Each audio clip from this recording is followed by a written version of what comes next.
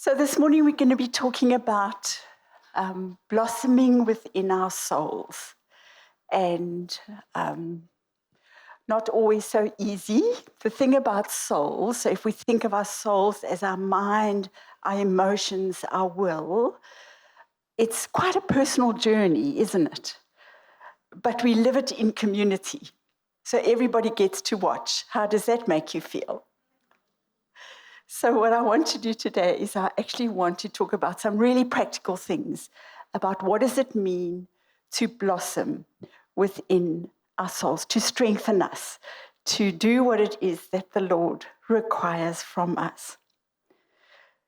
Well, as we know, our hearts are complex. People are complicated. Thank you.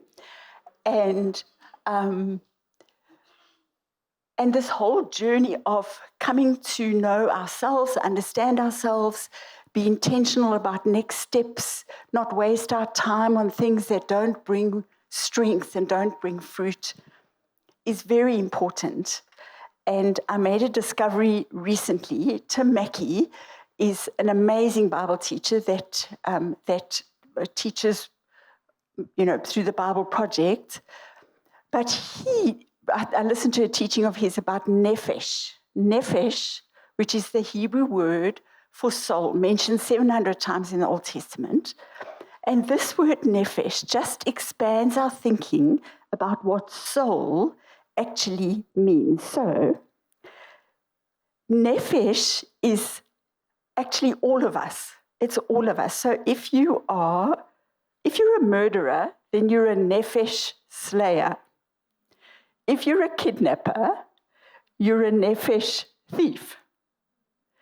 If you are not alive anymore, then you're a nephesh corpse.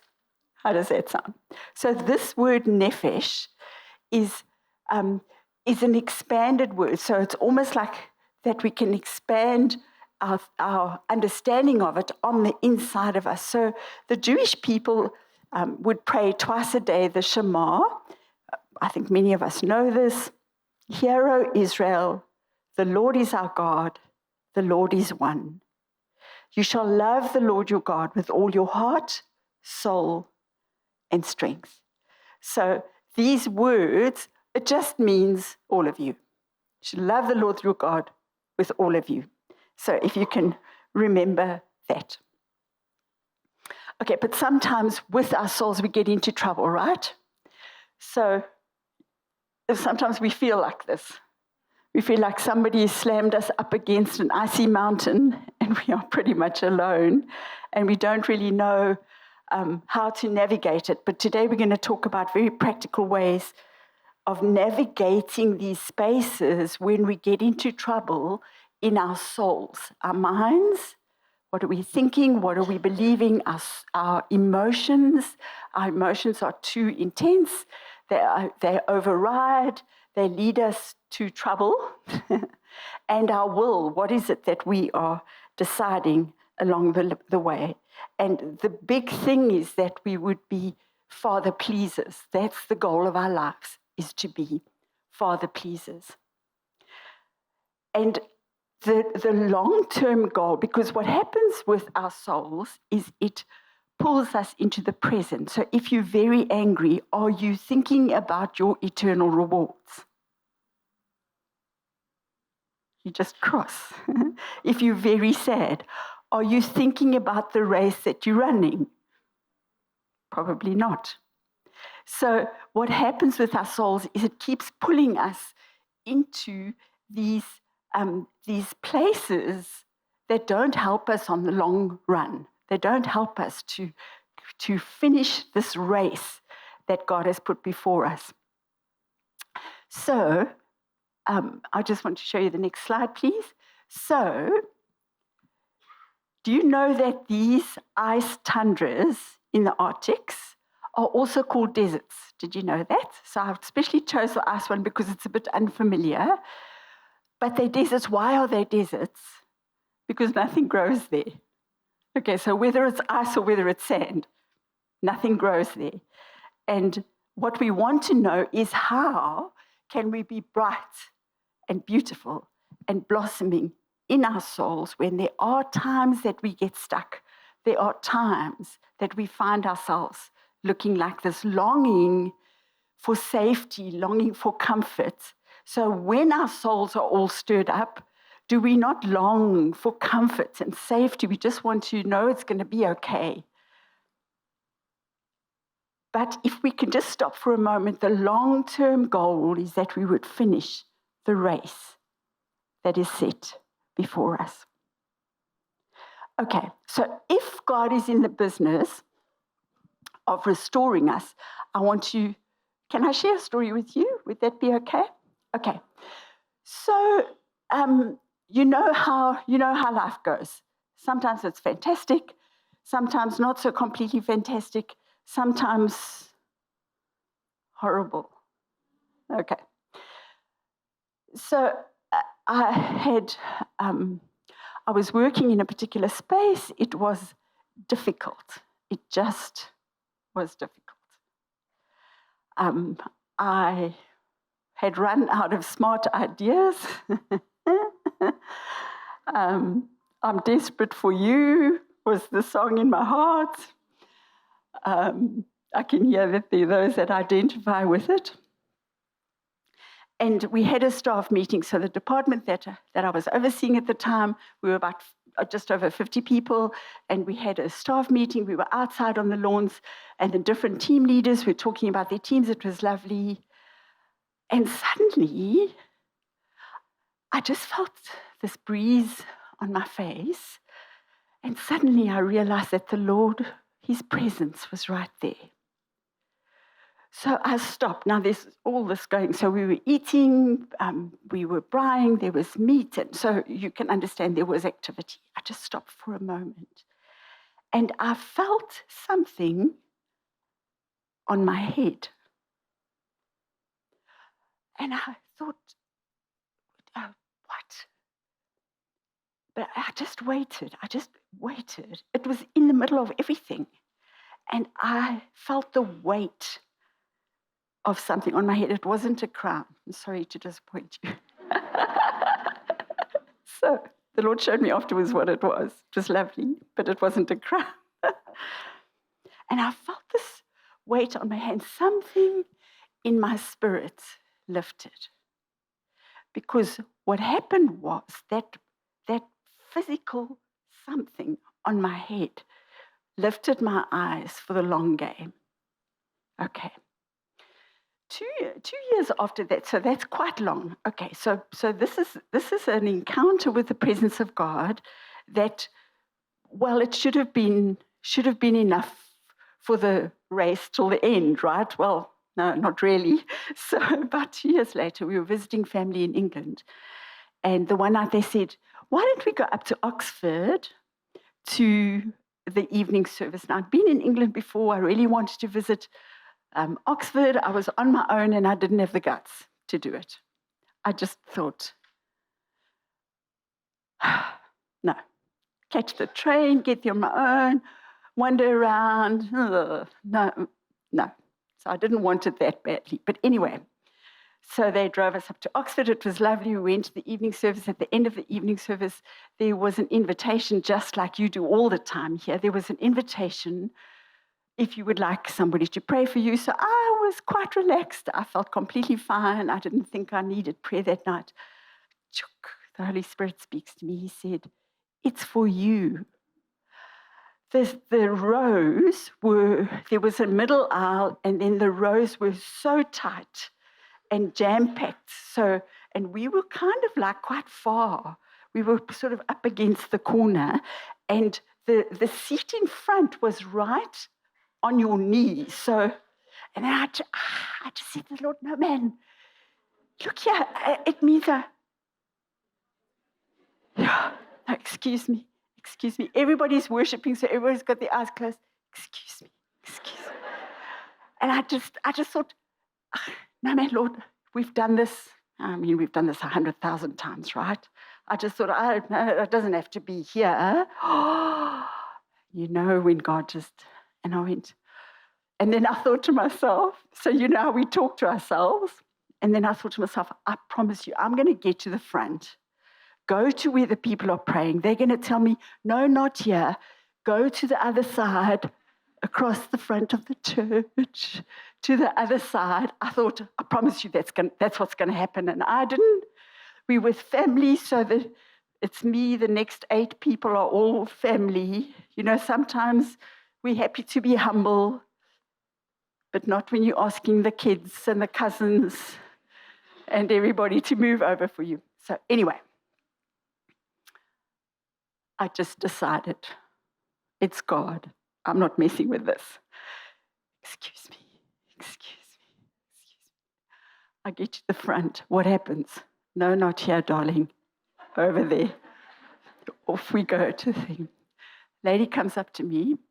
She puts her hand on my shoulder. She says, can I pray for you? What can I pray? So I sounded very holy and very smart and very wise. And I said, I have no idea.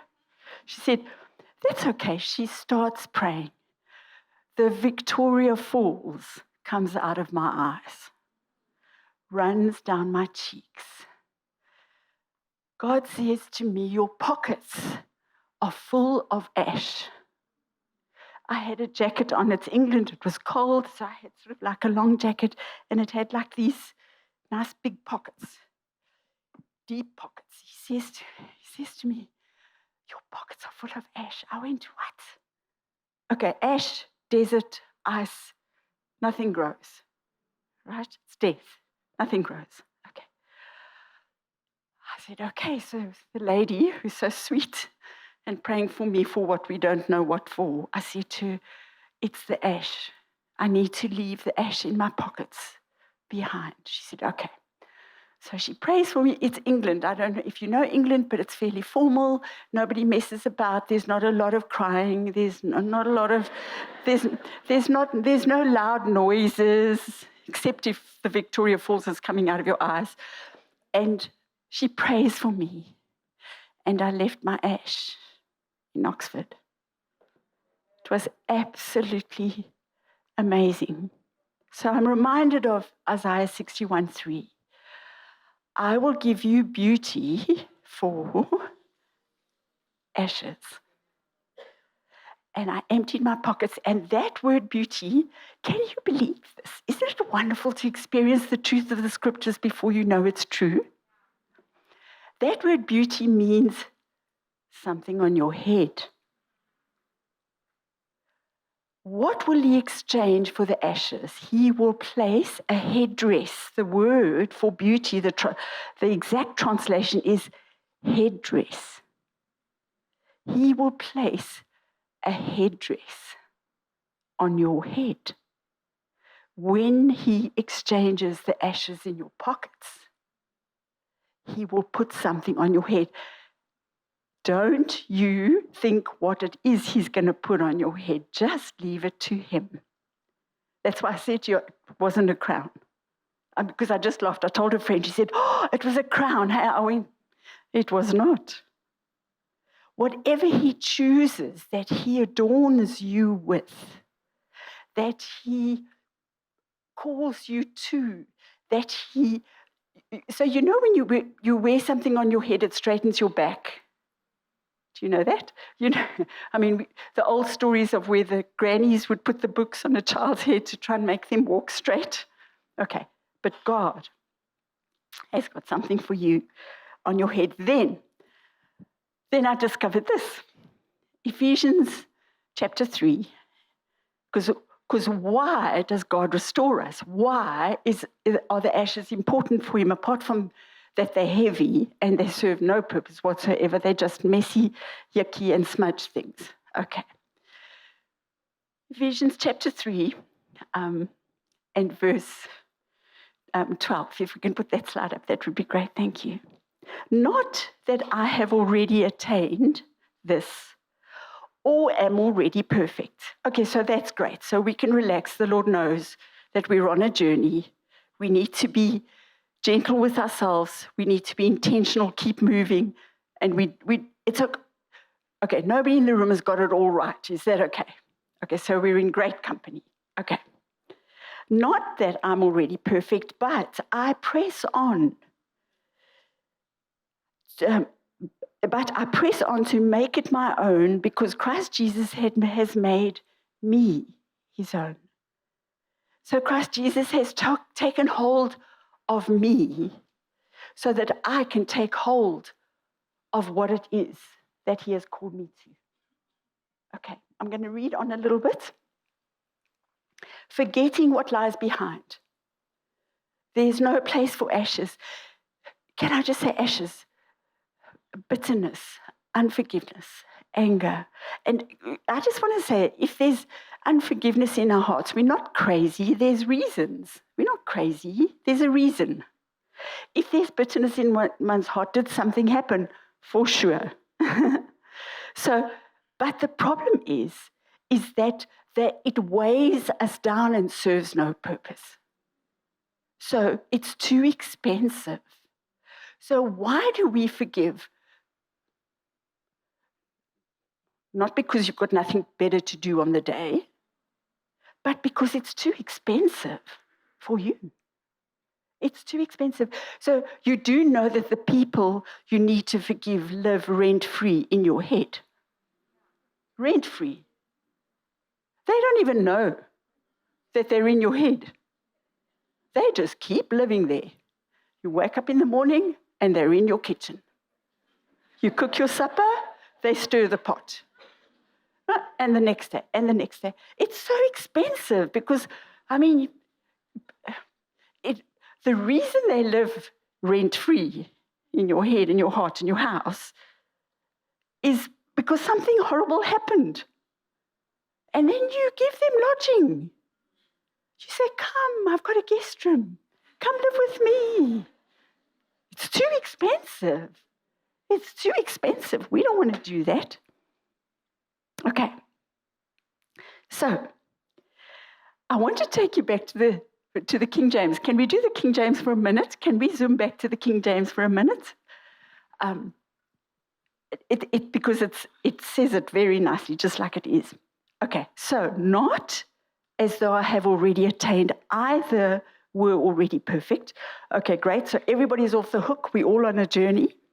But I follow after, if that I may apprehend that for which also I am apprehended. Okay, our context of apprehend is what the police do to a criminal. They apprehend him. They take him or her lock, stock, and barrel. So if you get apprehended by the police, what do you say? Oh, excuse me, could we just go home so that I can collect a few things? They take you, all of you, just like you are. Okay, which is what Jesus did to us. He apprehended us. He took us, lock, stock, and barrel.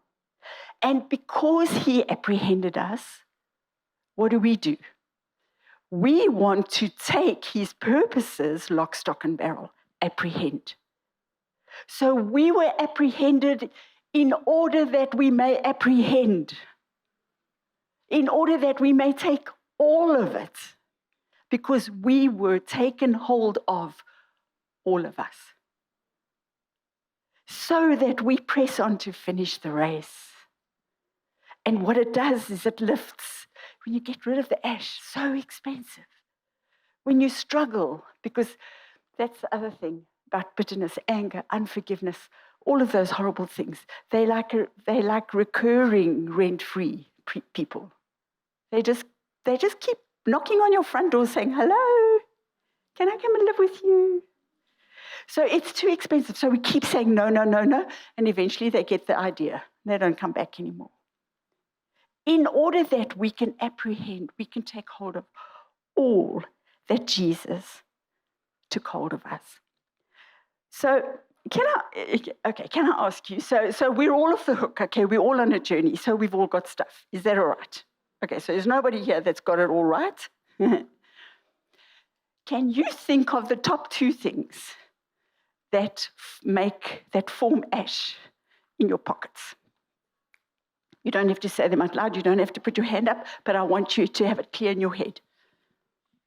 What is the stuff that's living rent-free inside you? Have you got it? Okay, because we know, hey, if you're trying to pretend it's not there. The first thing that popped up, that's the real thing. Okay?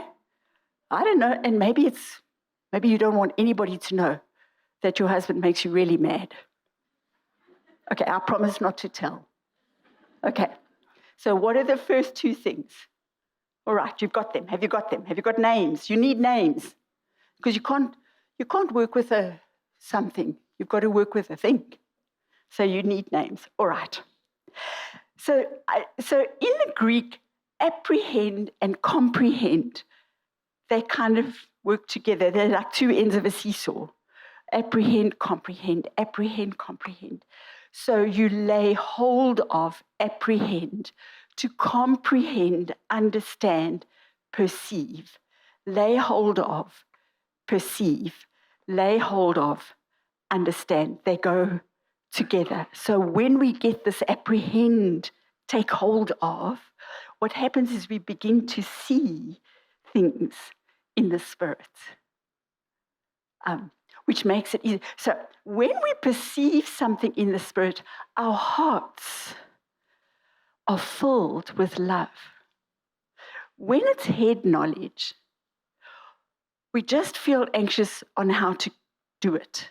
You know, the word is to do something.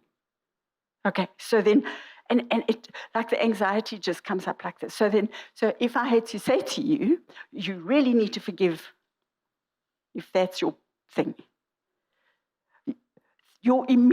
my immediate response is, yeah, but you don't understand my journey. I've got 20 things I could help you with just to understand right now that what you're asking me to do is really tough.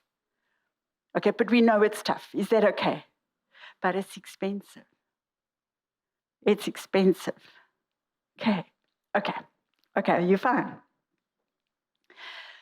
So in order to be able to perceive, we have to stop. The Lord, in His grace, He does speak to us while we're running for the bus, but mostly not, because He's unhurried. He's in control of everything. There's nothing He's worried about. And so we have to stop. If we could have the next slide, please. How's this picture? Made me laugh out loud.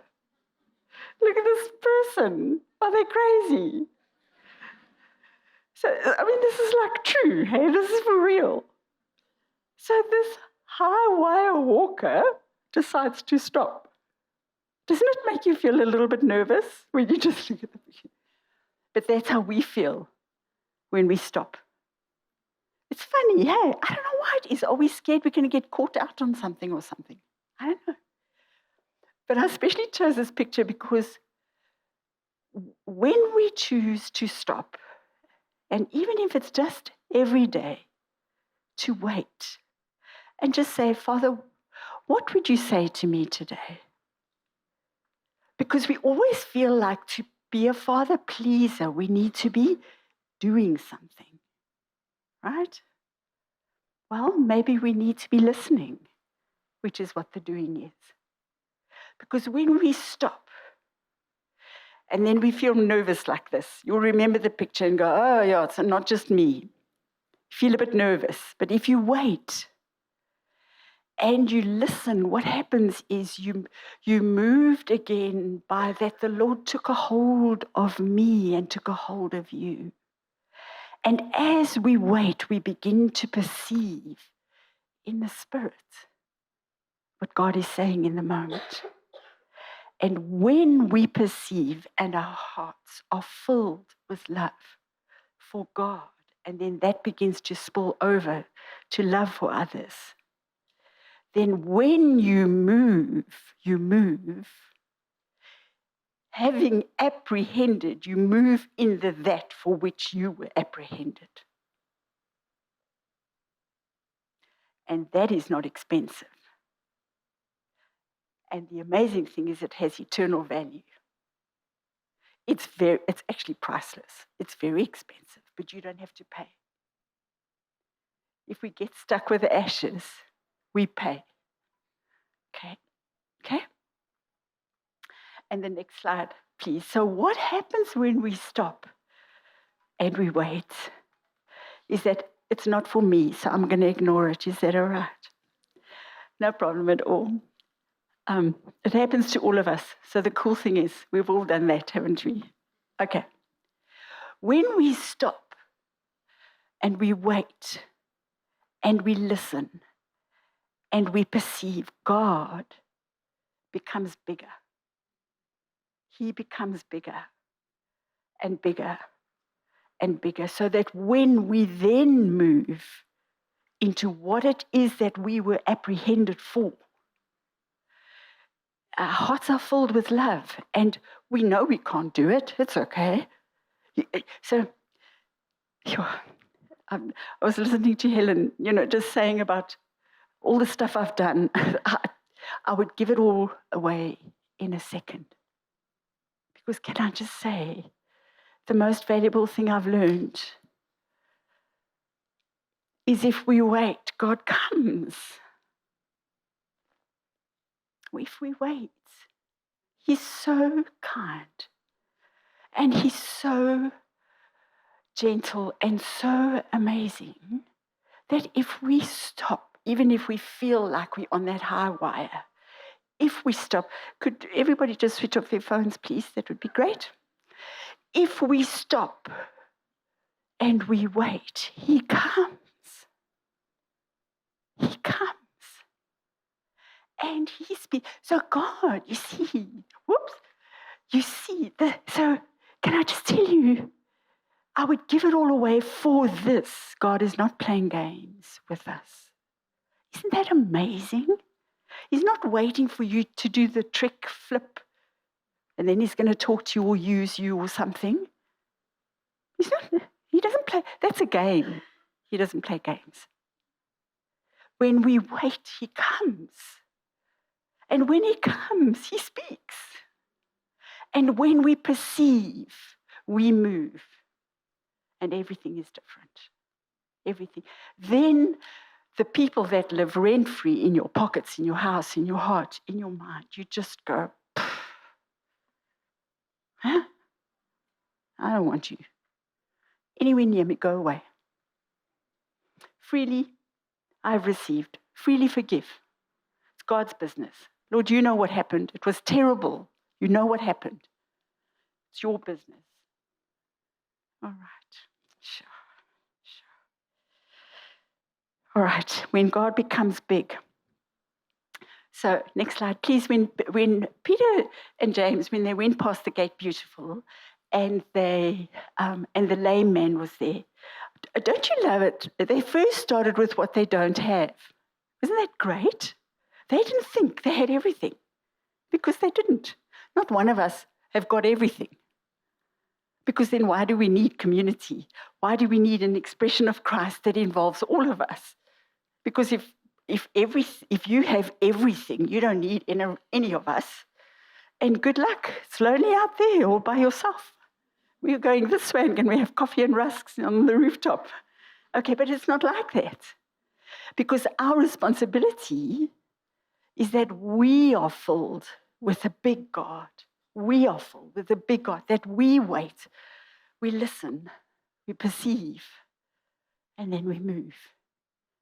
And in that is what you were apprehended for, so that He can speak and you can step. He can speak and you can step. He can speak and you can step. And then in that space, we desperately want to finish the race because it's the most amazing race. It is the amazing race, which is your life story, which is you, your whole life, all of your nephesh, all of you carrying out the words of God to you and accomplishing eternal purposes and the purposes of heaven on earth. And what happens is, on earth, as it is in heaven, you are the person that makes that into a thin space because you bring heaven to earth. All right. Okay. Are you ready for some meat? Can we do meat? Okay, so no coffee and rusks. We're going to do food now. Is that all right? Can we do food? If you're taking notes, this is the time. Everything was warming up for this. Is that all right? How to keep the ash out of your pockets. Okay. This is a gift for you. There are 10 things that will practically help you every day to keep your pockets ash-free, that grows nothing, that's just heavy and sooty and awful. Okay, first thing, live without judgment. Do you know that our brains are chemically wired to be attracted to the negative? Did you know that? Why do we struggle so with negative things? Because it's like we've got a bit of a tilt. Our brains are wired that way, which is why we work so hard whatsoever things are good and pure and lovely and excellent and of good report. Why we work so hard.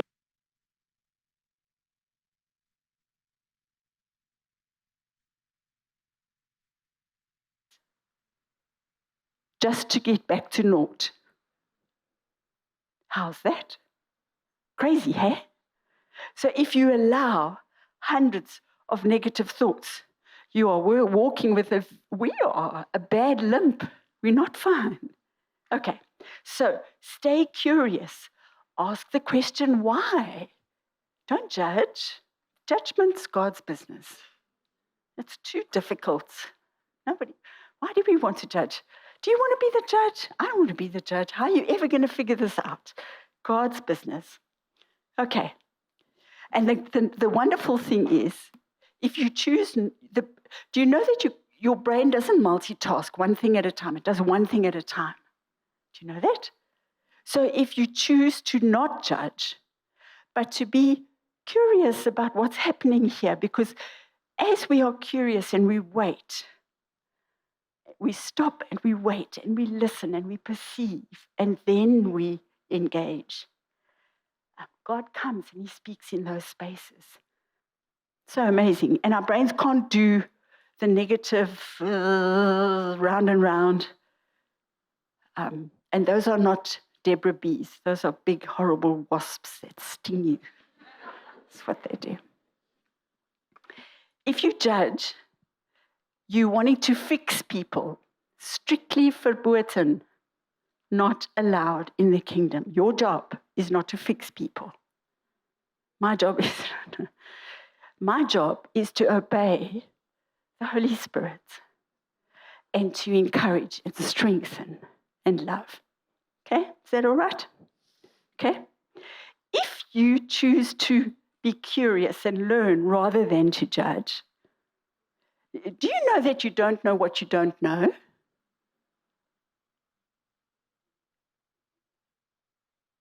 So what that means is that we kind of think we know everything because we don't know all the stuff we don't know. Okay, so just in that curious space, let's keep learning, keep growing, keep doing a next step. Not give up, not get tired. Do not judge, or you too will be judged. Do not measure, because that same stick is, I've had some judgmental moments in my life. If I think about it, I go ice cold. If I think of that stick being applied to my own life. Okay, so no planks, no splinters. We're not looking in our brother's eye. We're not looking in our own eyes. Is that okay? No judgment.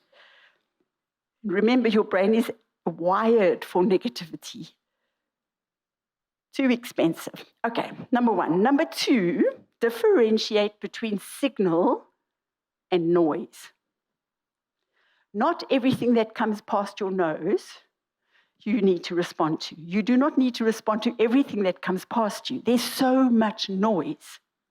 Okay, so all our digital platforms, some fantastic things, but mostly rabbit holes. Just go down the rabbit hole, full of gossip, noise, just noise. You see, untimely information is noise. You can't use it. It's not a prompt. It's not a signal. It just creates noise in your head. That's what it does. It's distracting. It doesn't help. It doesn't help us. And so can I tell you, how's this for an interesting fact? So when we get into distracting noise, what happens is the amygdala, it's a tiny little almond-shaped thing in our brain, which is the fight or flight. So it's when the tiger is about to leap on you, that amygdala is activated. Short-term, fierce. But the hippocampus in your brain flattens out, does not respond when there's a lot of noise. It's too distracting. So what happens is fear comes up, the amygdala, but it's like a quick thing. It's like, tiger, jump over the wall. Okay, I'm safe. Is that okay? But the part that checks the facts, the part that has creative ideas, the part that solves the problems, the part that keeps you at peace is flattened, nothing happening. Okay, so it's very important. Stop, wait, listen, perceive, move, signal, noise, just so much information about politics and people and countries and famines and floods and gossip about. Okay, no judgment, no noise. Remind yourself of your role. I can't tell you how this has helped me in my life. What is your role? When you are in a situation, what is your role? What is your role? Are you the mom? Are you the leader? Are you the sister? What is your role? Because can I just tell you to, just stick in your role. Otherwise, it's going to be a mess. Does that make sense? So hey, isn't it like it helps so much. So we recently spent 5 weeks with our daughter and her family, and I just said to the Lord, what is my role here? Because I can lead big teams, done that before. Yeah, okay, daughters and moms. Is it like smart for your mom to pop up and lead the big team in your daughter's house? Not if you want to be invited back. Okay. My role was just to be the mom. It was just to be the mom. And to love my girl, and to love her kids, and to love her husband, and live in her beautiful house, and do the washing, and mop the floors, and do the cooking, and vacuum the carpets. For real. For real. Okay, what is your role? Will you remember? The next thing is to be a non-anxious presence. Isn't it lovely to be in the presence of somebody who's not flapping? Non-anxious presence. Don't let fear rise. Don't. Be at peace. The peace of God that passes understanding is our inheritance. Listen to yourself talk. You talk to yourself all the time. You need to listen to what you're saying to yourself, because remember which way the brain goes. Oh, guys. Okay. Listen to your self-talk. Have a bit of self-compassion. If it's just been exhausting and you're tired, just be exhausted and tired. Okay, it's okay. Just go. I really need a slower day tomorrow, whatever that means. It's been crazy. Okay, listen to your self-talk. Build good habits. This is how you build good habits. So if you think, stop, wait, listen, perceive, how do you build that habit? Okay, you're going to laugh at me now. Okay, so it's really good to have a place where you have your devotional time, just a little place. So if you don't normally do this, it's okay, but put a chair somewhere that's going to be your devotional chair, and then for the first week, you just walk past the chair. How do you build a habit? Many steps. Because if you make it so simple that you can't fail, can you walk past the chair? And then the week after you go, 3 minutes. going to sit for 3 minutes. You see, you know what we do? You do know what we do. Hey, we go, I'm going to spend 20 minutes a day waiting on God. I'm going to worship for 10. Then I'm going to, by day 3, you're going, this is for the birds. So many, you make it, and I promise you, in 5 years' time, you will be doing your 20 minutes a day. It will be embedded in your life. You cannot imagine a day without that devotion. You begin to love that chair, because when you're in that chair, God comes. So if you're wanting to start a new habit and you think of something, halve it. Whatever you think of, it's too much. Halve it. And then halve it again. Halve it, keep halving it until you want to laugh out loud. Okay, now you've got it. How do you run 20 Ks? You put your shoes at the door for the first week. You're running shoes. I'm serious. You're going to laugh. You are going to laugh. You are going to laugh and laugh and laugh. And then I promise you, you are going to be running 20 Ks, and then you're going to laugh so loud the whole world will hear you. Okay. Remember, negativity is toxic. Can't be negative. You put your shoes at the door and you walk past and you go, whoa, those are lovely running shoes. The next week you go, whoa, those shoes are going to go on my feet. And then you're going to walk 1K. And then you're going to walk 1K, and between the 2 streetlights you're going to run. Okay, you've got it. You're smart. I know. Okay. We live fully present. You see, when we're not anxious, when we're not trying to be, the way to be fantastic is not to try and be fantastic. It's too much pressure. The way to be fantastic and live in truth and power is little steps consistently taken so that it becomes embedded in our lives, and we wouldn't dream of moving without having heard. And the eternal, I tell you, I'm helping you to not do expensive things, but do things that really count, because you know what? The only thing that draws eternal rewards is that one, when you do what the Father has asked you to do. When that for which you were apprehended, you apprehend and take hold of that calling. And it's the highest, highest, highest thing. And I'm not saying, listen, if you sow sparingly, you're going to reap nothing. I'm saying live generously, but live in the present, fully present, in the present time, fully present. So, be the mom. Live fully present. Do the washing. Fully present, because the wash box is overflowing. There's 6 people in the house.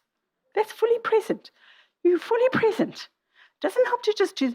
So if somebody washes your stuff, it doesn't help if they don't iron it too. You're too smart. You're too smart. Invest in rest. Invest in rest. Invest. It's called self-compassion, because you know what? We have to acknowledge that there's a limit on our humanity. And our limits are completely different.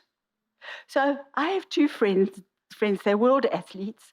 They're both in their age groups, won gold, like in the world. In the world. So I'm just, I like being friends with them. They put no pressure on me whatsoever, because I am never going to be able to do that. Okay? So we're all different. So we're not judging. We're not comparing. We're not saying this is better than that. We're going, what is best for me? For what were you apprehended? Okay. And then the other thing is have fun. We need to laugh more. I heard the most terrible, terrible joke, and it wasn't a joke. I was shocked. It went, how do you know the most tired woman in the room? She's the Christian one.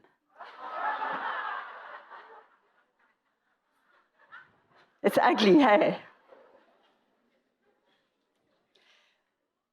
If the crown fits, wear it.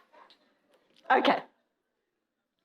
Because God anointed Jesus with the oil of gladness beyond his companions. Listen to this. His robes were fragrant.